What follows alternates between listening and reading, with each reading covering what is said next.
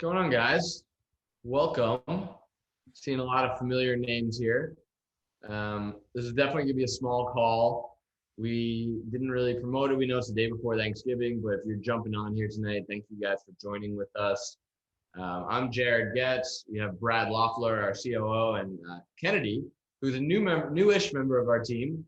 She runs our marketing, so everyone say hi to Kennedy. Hi, guys. If you can hear me right, just give me a 1 in the chat box. Let me get this chat opened up. All right, 1 and hi, Kennedy's. 1 and love for Kennedy.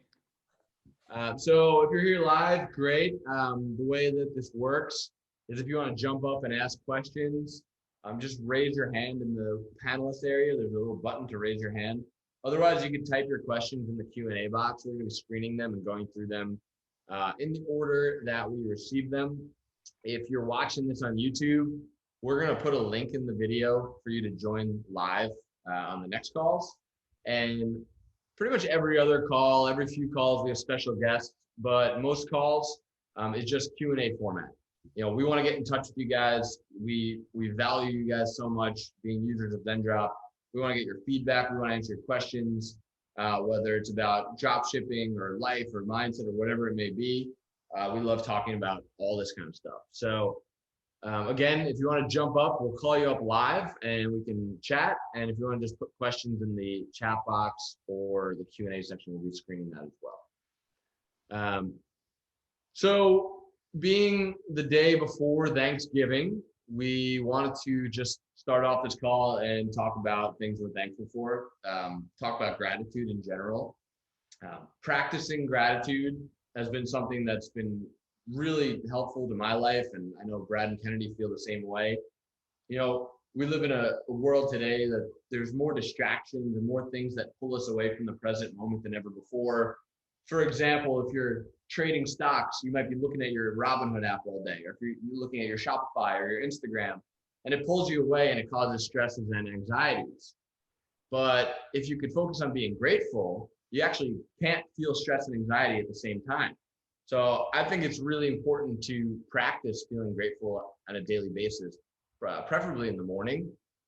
There's lots of, some of you guys on here, I think, what do I have to be grateful for? My life's not exactly where I want it to be, but everyone's got something to be grateful for. Everyone's got some people in their lives or some things in their lives or some events that have occurred or circumstances that have happened for you that there is to be grateful for. I'm going to just be open and vulnerable and open up with you guys. Like when I try to focus on gratitude in the morning, I think about the people I'm grateful for. So my amazing fiance, my dogs who aren't people, I think about them. I think about our amazing Zendrop team and how awesome it is to be able to get on calls with like-minded people every day. I think about all of our users and people that are using our application. And one of the things when I'm really having a hard time feeling good, because we're all human, right? I don't wake up feeling great every day. Sometimes it takes work. But one of the things that really helps me get myself in that really grateful state is I think about my grandmother who passed away 4 or 5 years ago, and think about all the amazing memories we had. And I literally can't feel sad or depressed or anxious while I have those feelings of gratitude. So if you guys are on this call, if you celebrate Thanksgiving or not, I just wanted to open up and have an open dialogue about gratefulness and how important it is. Brad or Kennedy, what do you guys do to feel grateful? Yeah, those really good points. I mean, I do the same thing that you do to an extent. I try to have some sort of practice in the morning where I'll either meditate or even just close my eyes for 5 to 10 minutes and just kind of think about the opportunities that we have. And it really kind of puts life into perspective. You're going to find what you're looking for in life. So if you look for negatives and things to be down about, or I don't have this or I don't have that, you're going to find that. But at the same token, if you look for things that you are grateful for and that you could accomplish and achieve, you're going to find that also. And just put it in perspective. If you're on this call right now, you probably have an able body, an able mind, and you have an internet connection. So you're doing better than most people are. So if you could think like that, you're going to find you're going to find good things. Yeah. And I agree. Kennedy, you have something to say? I think that during such a weird year, obviously 2020 and a pandemic has shifted so many different aspects of our lifestyle, and to be able to still be able to hone in on what's most important to us, family, our careers, to say that we have a career is so valuable during the time of a pandemic. So many people were not fortunate enough to be able to keep their jobs and be able to do what they love and be creative and be driven. And that's a huge thing to feel thankful for. And then being able to live in a time where we can still stay connected with our families and our loved ones, though we might not be able to see them or visit them, or in order to keep people safe. Those are things that we, are honestly like a newer, I guess, luxury in, the history of life. And so it's really, really cool that, I've seen so many people utilize those gifts and, fortunate circumstances to be able to stay connected. So, that's how the Zendrop team stays connected. I don't think this company would run if it weren't for Zoom. And so, I know we're all very, very fortunate for it too. So guys, if you're listening here, put something in the chat box that you're grateful for. Really, anything that you can think of that is great in your life, or something that you want to spread positivity to someone else. It's Thanksgiving, so we want to spread that good word and take it from my experience. I always had a burning desire to be successful and make money ever since I was younger, and I found myself often focusing on what I didn't have. I want this stuff. I want this stuff. And what happens is, like, when you're focusing on what you want and what you don't have, you keep attracting not what you don't have into your life even more. And when it clicked for me, one thing that clicked for me is that I realized that when I was in a better mood and I felt better things would happen. And I learned, years ago, that gratefulness is the easiest way to get yourself in a better mood. And it doesn't take a lot of time, but I'm going to repeat, we live in a time now where it's so easy to be distracted. It's so easy to get sucked into addictions to technology and things that take us away from the present moment. And our minds, can only handle so many things at once. So, one thing just to take away from here is take a little bit of time, think about someone or something, or anything in your life that makes you feel good to get yourselves on the right track for the day. Cool. So we're gonna start taking some questions.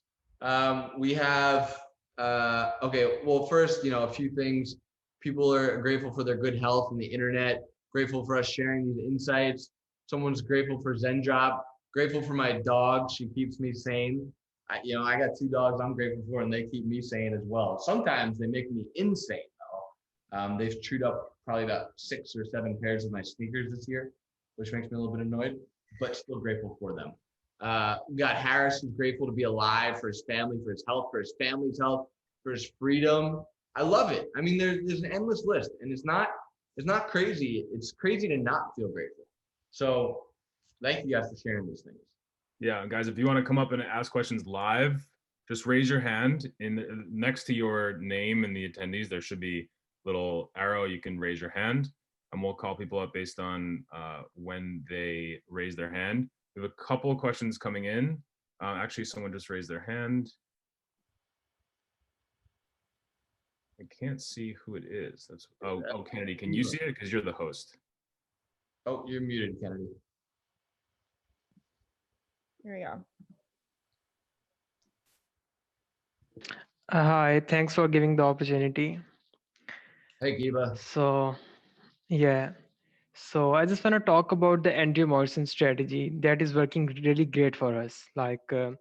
We're getting 3 sales in 3 days with $13 ad spend with a precise audience like 600,000. So what is the next step? How many sales should we wait to go broad audience, 3 million to 50 million? And when to raise the budget? Should we raise budget on this same small audience or go to the broad? So to answer your question, having a broad audience, especially these days, and as we keep going further into the future, Facebook gets even smarter and smarter. So having a really broad audience is not, especially as you're getting more sales, is not a bad thing. So you could start spending on a broader audience now. One thing you'll notice is that when you spend on a broader audience, your cost per impression is going to be lower, right? Because instead of saying, I want people who play tennis, have dogs, and live in Nebraska, and you have 30 people, 30,000 people, Facebook charges you an arm and a leg to target those people. If you're just targeting everyone who lives in Nebraska, it's gonna be a lot cheaper to target those people. And your pixel will have information on other people that have bought. So it'll become a more powerful thing. So to answer your question, you could start running broader audiences now. And then to answer your second question, as far as spending, whether you should scale that ad set or run other ad sets, I'm a big fan of horizontal scaling. So I like just duplicating ad sets. If you have one that's working, rather than bumping the budget up from $10 to $50, I like to duplicate it 5 times. So you have five ad sets spending $10 instead. So that's one of the strategies. And if you guys are Zendrop Pro members, we have Zendrop University in your members area, and we dive in deep on all these different testing and scaling methods. And you can follow along too. We do it on a screen share. So be sure to check out Zendrop Academy in your account. We got some good questions coming in through the Q&A. Let's answer some of these. Cool. So the first one says, how do you develop deep focus while working on your business? And how do you stop yourself from falling into the shiny object syndrome?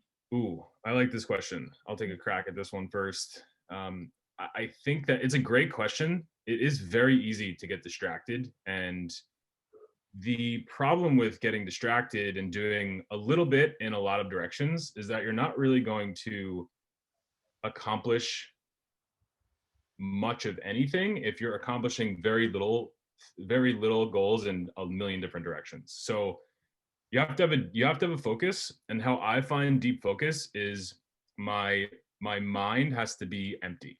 So I have to take all of the things that I have on my plate and I have to put them into lists, and I have to make sure that I know what I have commitments to. I know what the things are that I'm waiting on other people to do that I've delegated, and that I know clearly what's on my list of things to do. And then when I sit down to do work, I don't have to think about what to do.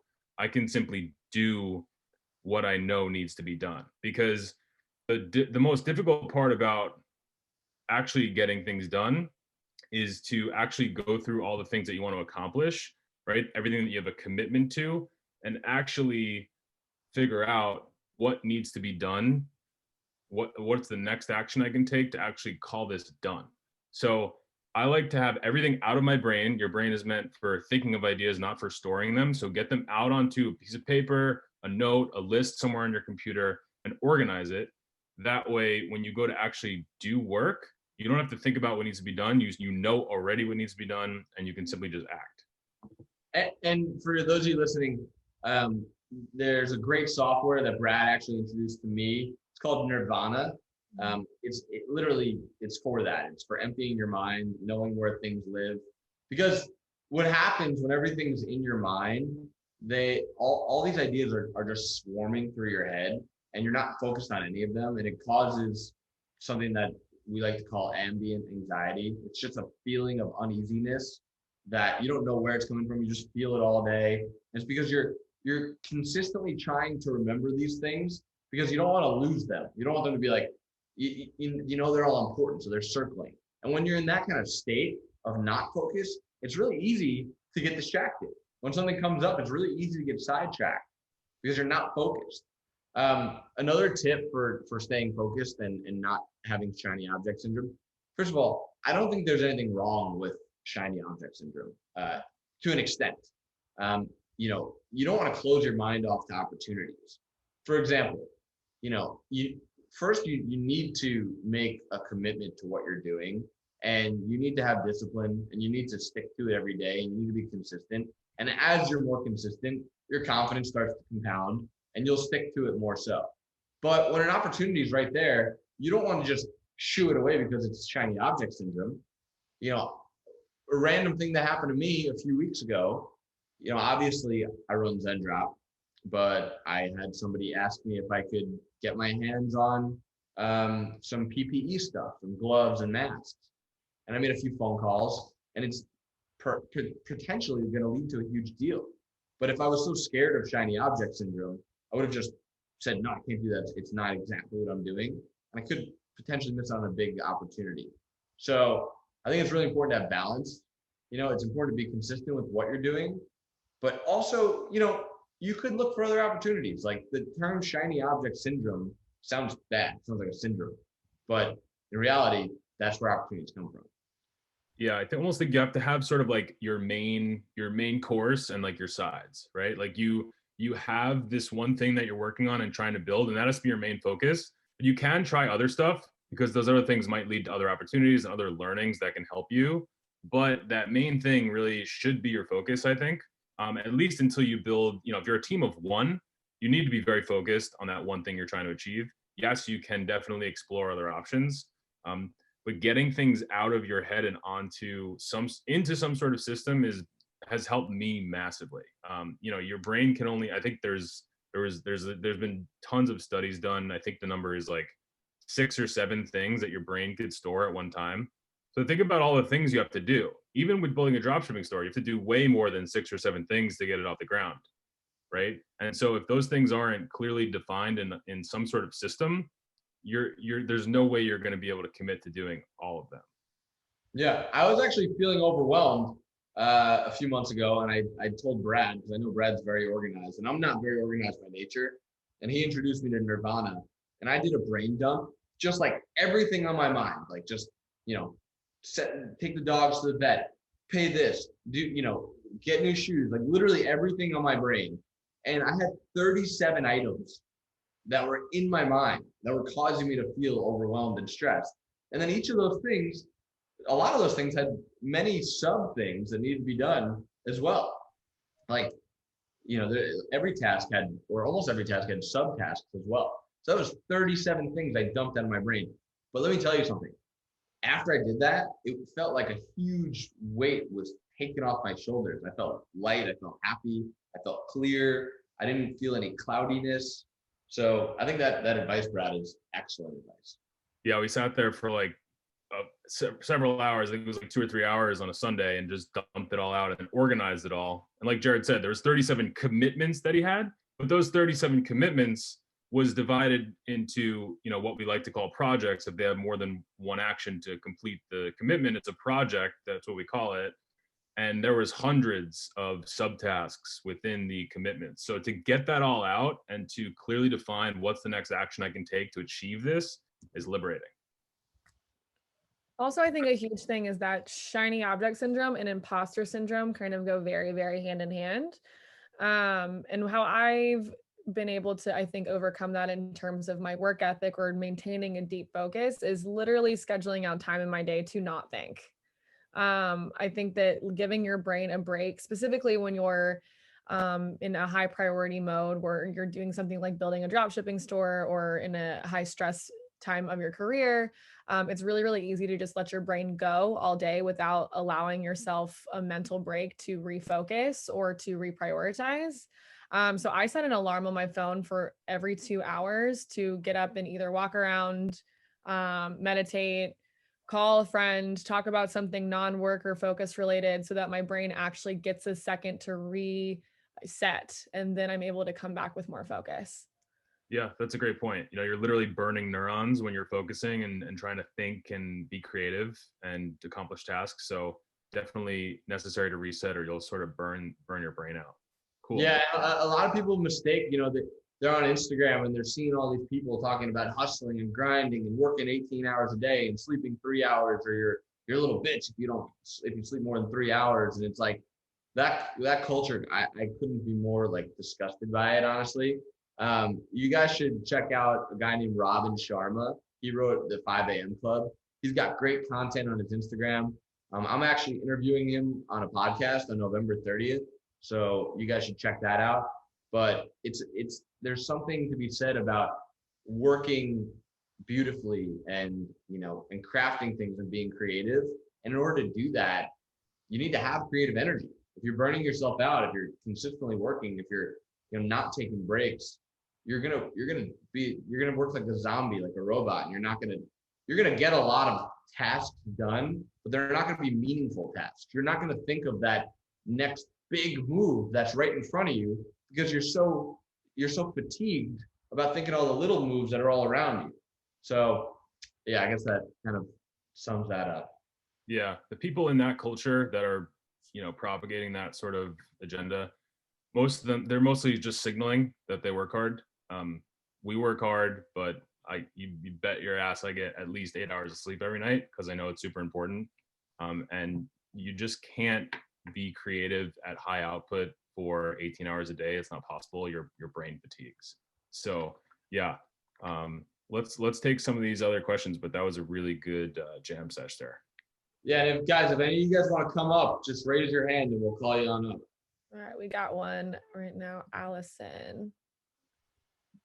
Hi, Allison. Hi there. How are you? Hey. Doing great.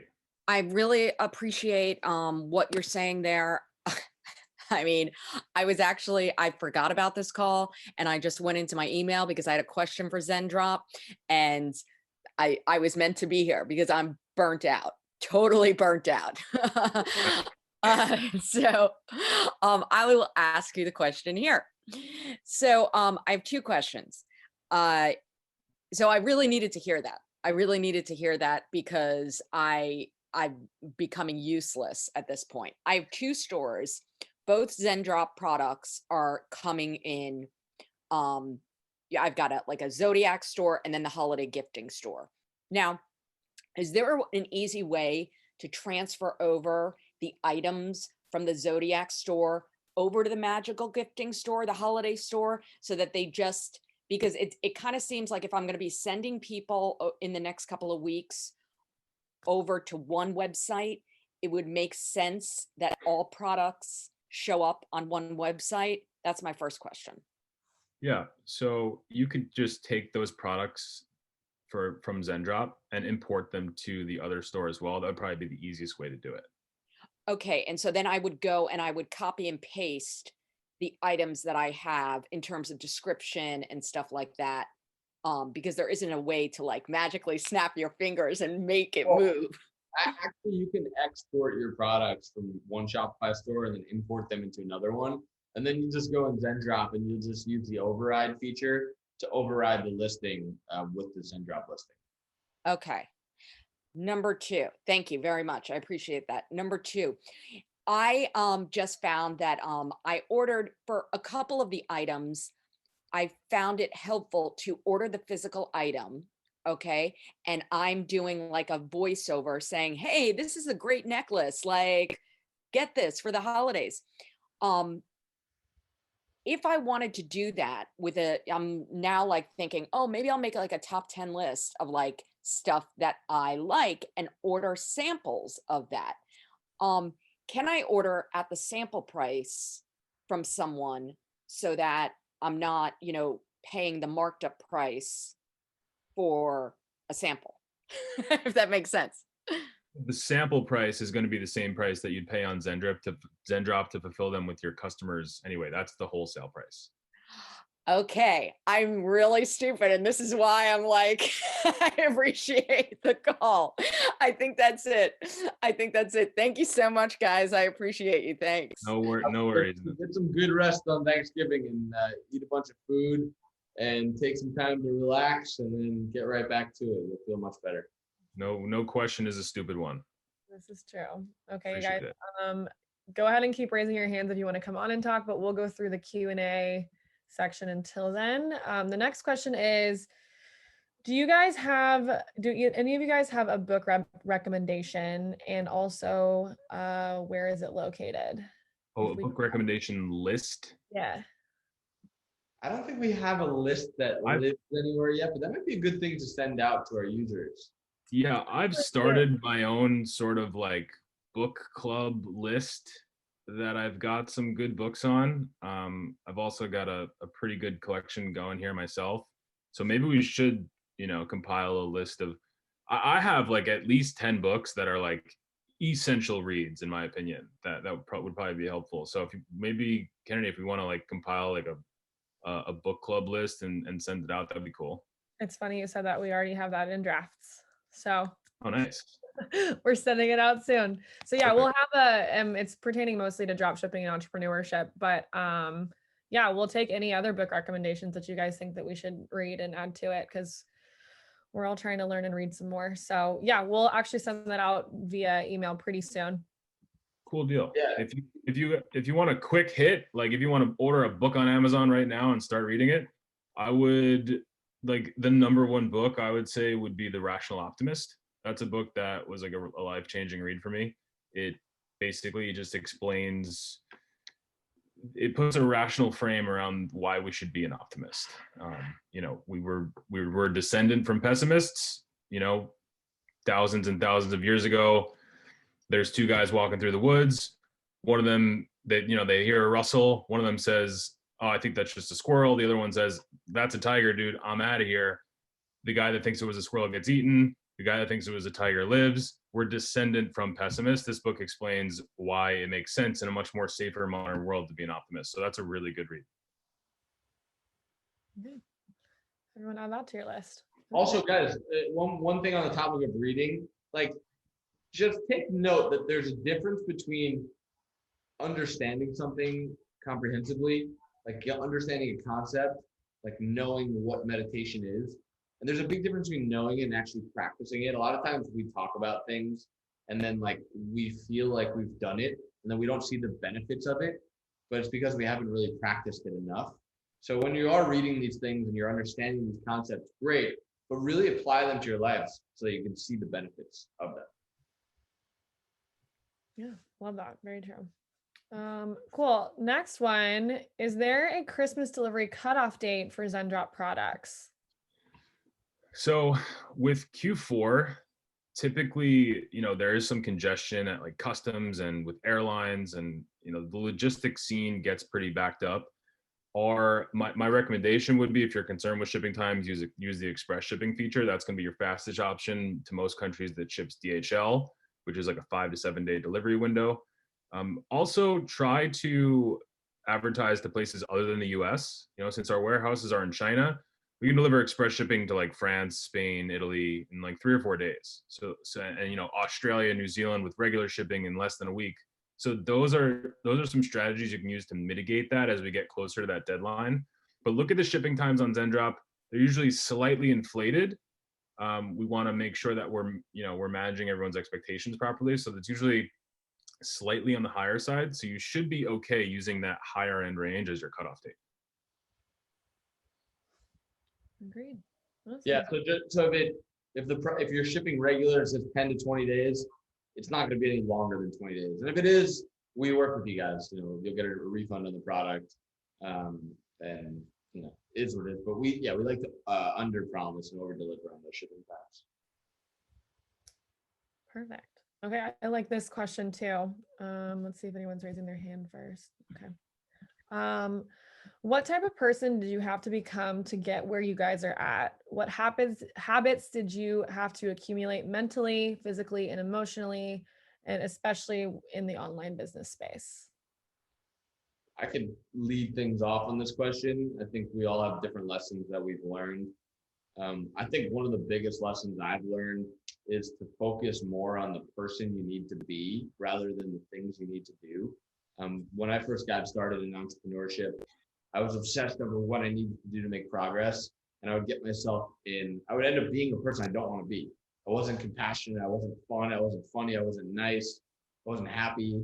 And I'd be crazy to think I'm going to make progress with those types of emotions.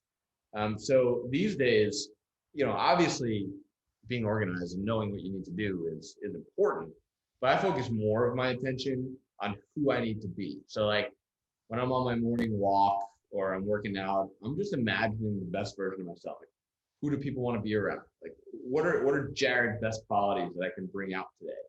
And focus more on that than obsessing over what I need to do and disregarding who I need to be. So I think that's a good high level takeaway. Yeah, my main thing, and this is a great question. My main thing would be focusing on yourself. You can only control what you can control and what you do. the people around you, the people you might be working with, you know, you can't rely on anybody else to get anything done. So it's nobody else's fault but yours. You have to take full ownership in what you're doing. And you can't blame not getting something done or something going the wrong way on somebody else, because it's a useless activity. It's not going to benefit you at all. You can always take control of the situation and get what you want to get out of it. Like I said before, you're going to find what you're looking for. You're in control. So don't use anybody else as an excuse, and don't rely on anybody else. Focus on what you can focus on and what you can control, and make it happen. Yeah, and think about that. Like, if you're focusing on other things, like let's say you're running ads and then your Facebook ad account goes down, and you're like Facebook, why would they shut my ad account down? Like, this is why I'm not successful. You're putting your energy into Facebook as opposed to moving on to the next thing. I mean, we had a group coaching program over the last 3 years, and we had over 500 students in that program. And there was literally the first call people got on, I would be able to tell you with really high likelihood, are they going to succeed or fail? And it was the people that got on the calls that were excited, energetic. They had good questions.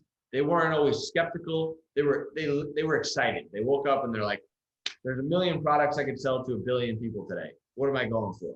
Or, ooh, I can't wait to try this new strategy. Or I can't wait to get on this call. And they had energy. The people that, even if they were the smartest people in the world, but they came on and they were skeptical, like, does this dropshipping thing really work? Let me find the reason why it doesn't. I don't think it works. I know I'm here, but I don't think it works. Let me look for the reason it doesn't work. Or, you know, Facebook, why would you shut down my ad account? I'm gonna blame them for not being successful. You gotta know that your subconscious wants to remain where it is, while your conscious wants to move on in life. So your subconscious mind wants to keep you where you're at. If you're broke, or you don't have money, you don't have the life you want, your subconscious wants to stay there because it's comfortable, and moving on is scary and unknown. So your subconscious mind will trick you. It'll tell you things to keep you where you are. You should know that too. So really just replacing your fear with excitement, and being in a good mood as much as you could. One important thing that you should also know is that there are an infinite amount of obstacles that you're going to have to overcome to achieve what you want. And like Jared just said, you could blame those things on all the different outside sources that you want to, but at the end of the day, that's just your subconscious. You have to take ownership and overcome those obstacles. I mean, if we knew how many obstacles there were in building Zendrop, we probably wouldn't have built it. It has been a long, hard journey with so many unforeseen obstacles, but you just have to keep plowing through them. No obstacle is too big to overcome. And if it is, you need to pivot, right? And do something else. And you got to just adjust and adapt and overcome until eventually you figure it out. I would also add on to that and say, one thing that's gotten me where I am today is not being afraid of learning and being able to openly admit that I don't know everything. I think so often in entrepreneurship, we adapt this fake it till you make it type of reality. And you might have to in some regards, but I think it's really important not to let that seep in internally, and understand that we are very adaptable and resourceful beings, and the answers are out there and the support is out there if we want it and look for it. And so holding on to your ego and thinking that you know everything from day one is actually just going to do you a disservice. So just being adaptable, I think. Great point. Love it. Cool. Okay. We have a bunch coming in right now. Any big announcements coming up for Zendrop? Yeah, we do have some big announcements coming up for Zendrop. I don't know if we should announce them yet, but one exciting thing that you guys could look forward to is we're going to have about 200,000 products that are in the US ready to ship from the US in 3 to 5 days. So that's exciting. So like during Chinese New Year, when nobody else is selling shit because everything's shipping from China and China's off for a month, you guys could sell products that are in the US to all the people in the US. So that's an exciting announcement. Another exciting announcement is we added Zendrop Academy or Zendrop University. Is it called Zendrop Academy or University? Academy. Whatever it's called. It's a fantastic course that dives deep in Facebook ad strategies, marketing, and as a Zendrop Pro user, you get access to Zendrop Academy. It was a course we used to sell for $2,000. We wanted to just give it to you guys because we know that it's really helpful.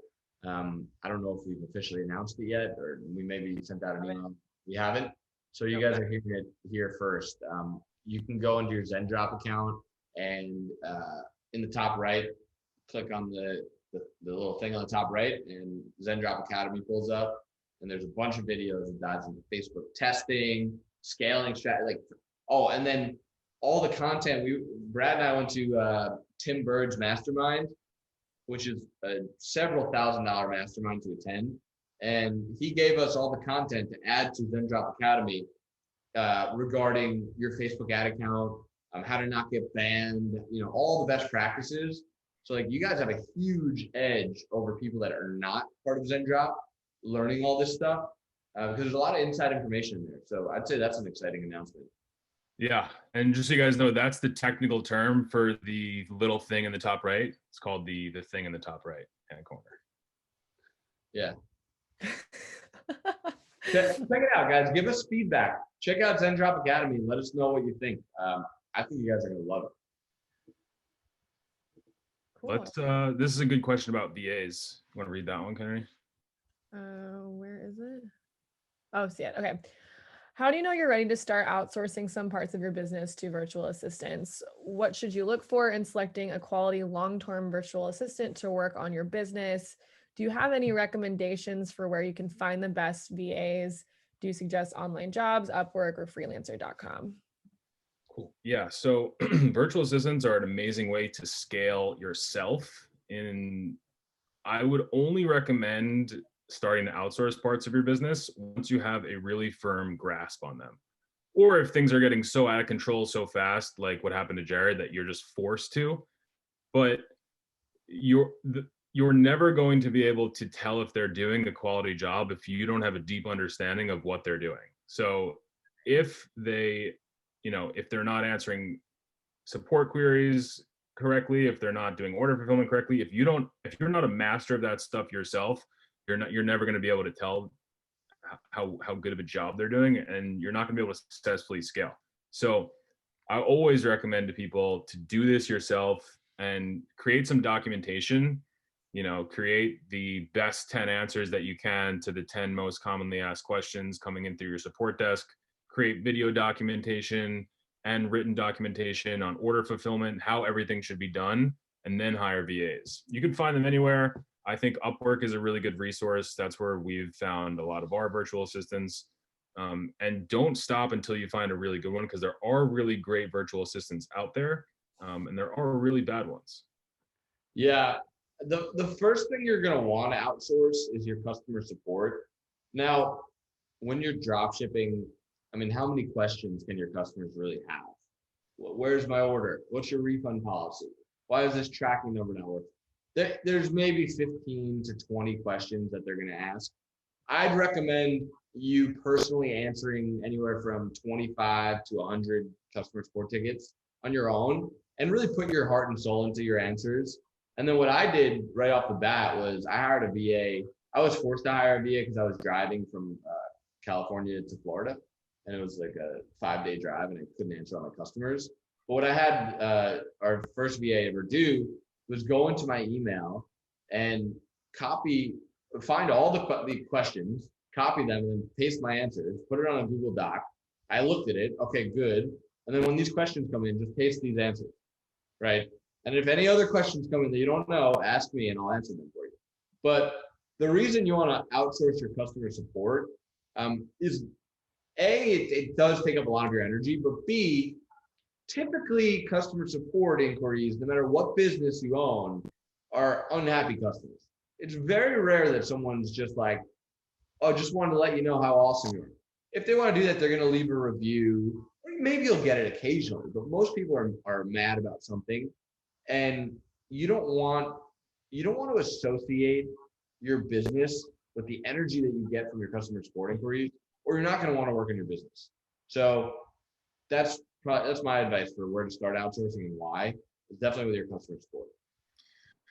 Yeah, it goes back to the discussion we had before about, your energy and your focus.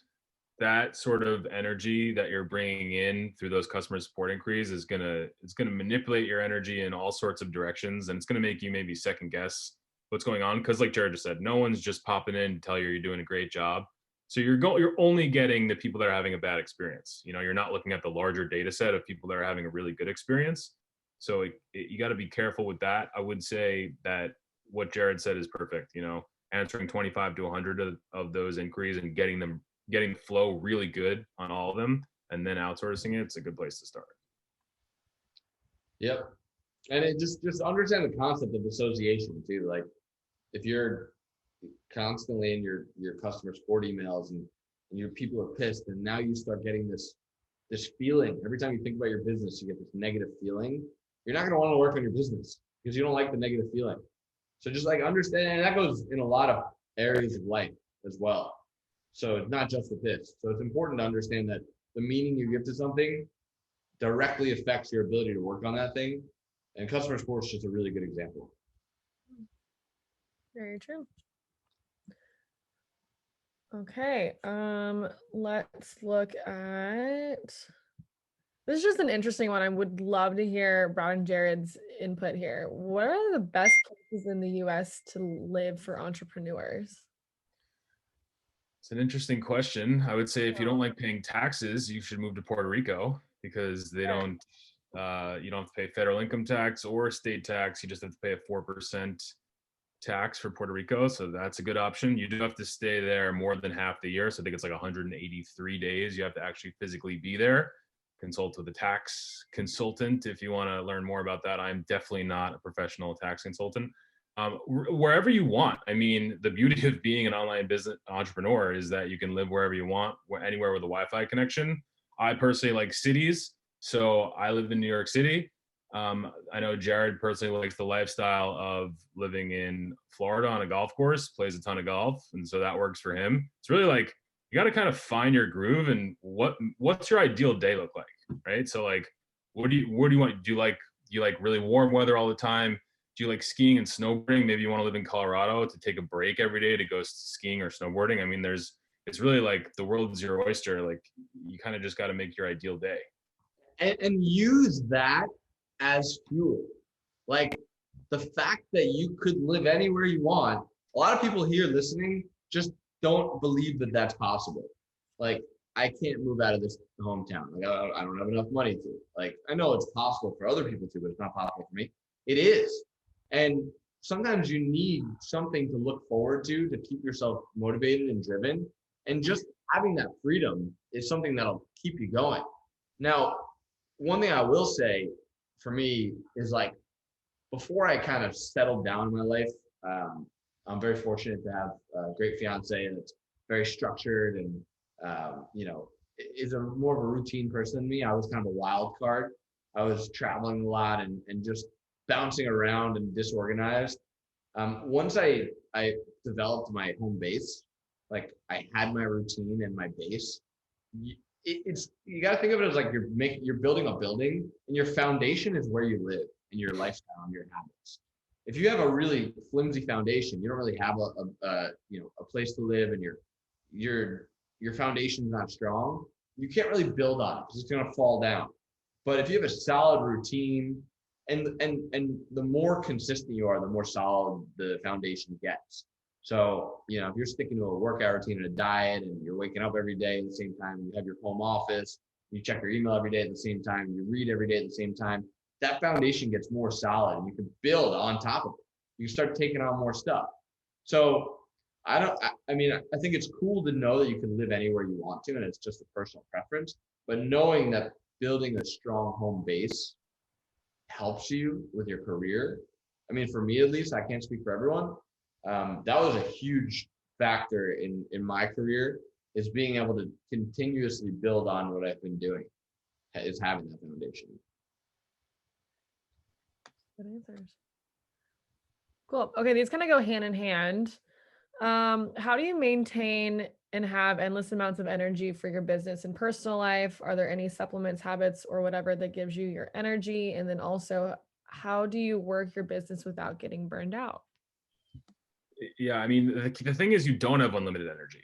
And so Yeah. that's why it's really important to focus on the things that are going to have the most impact, getting all this stuff out of your brain, putting it on paper and saying, what's my highest priority? What's the thing that I can work on right now that'll have the biggest impact on what I'm trying to achieve, and focus on that. I think personally, for me, in the morning, not touching my cell phone or any other device for the first at least hour, but sometimes I push it to even sometimes 2 hours of my day, is huge for my energy. If I wake up and the first thing I do is look at my phone in bed, like, I'm fucked. It's not going to be a good day. Because what's going to happen is it's going to manipulate my energy in a ton of different directions, and it's going to deplete all the creative energy I might have already before I even got out of bed for the day. So that's like my number one tip would be, I charge my phone and leave it face down on my desk and don't even look at it. First thing I do is I get up, I'll do my morning routine, chug some water, walk the dog, meditate, stretch, and just get myself feeling good. That gives me a lot of energy. And a way to put your energy into perspective, like to actually like understand what your energy has to do with your day. Think about, I'm sure almost everyone can relate. Like you'll have days when you're in the car and you turn on music and like you could almost jam out to any song. It could be like anything. You're just like, you're singing along, or you're just feeling good. And then you could have days where you literally put your favorite song on.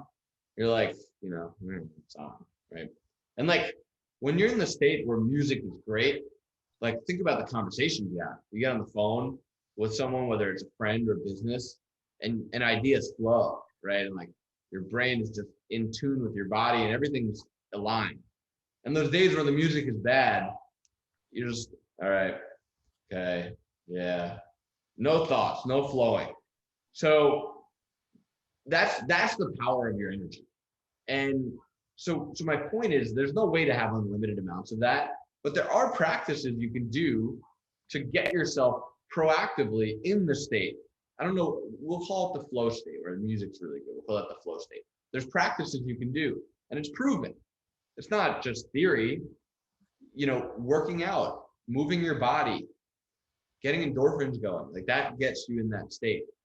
Feeling healthy, stretching, gets you in that state. What gets you out of that state is mindlessly scrolling through Instagram until your eyes hurt. Even if it's at night and then you wake up tired, mindlessly scrolling, and when you're mindlessly scrolling, you're training your brain to look for that next little hit of dopamine. All right, it's gone. Need another. All right, it's gone. Need another.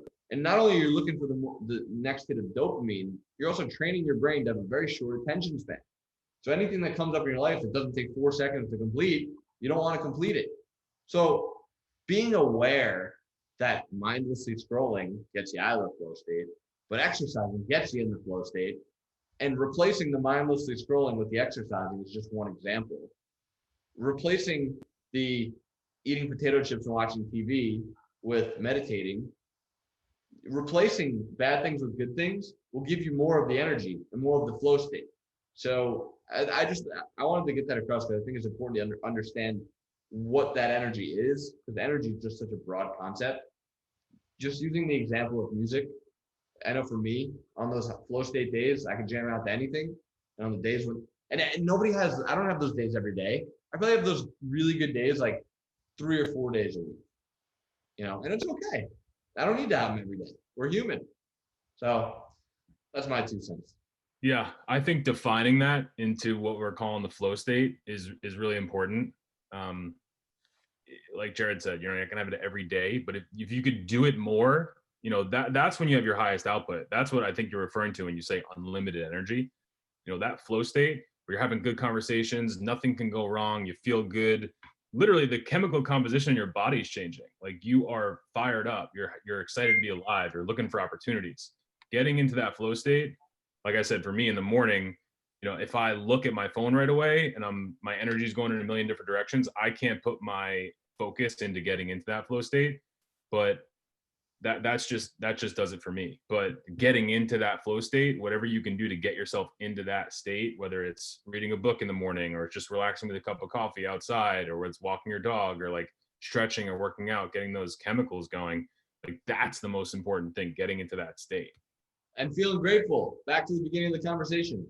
You know, when you feel anxious or stressed and you're like, shit, I can't get rid of it, literally focus on something you're grateful for, and you can't feel both at the same time.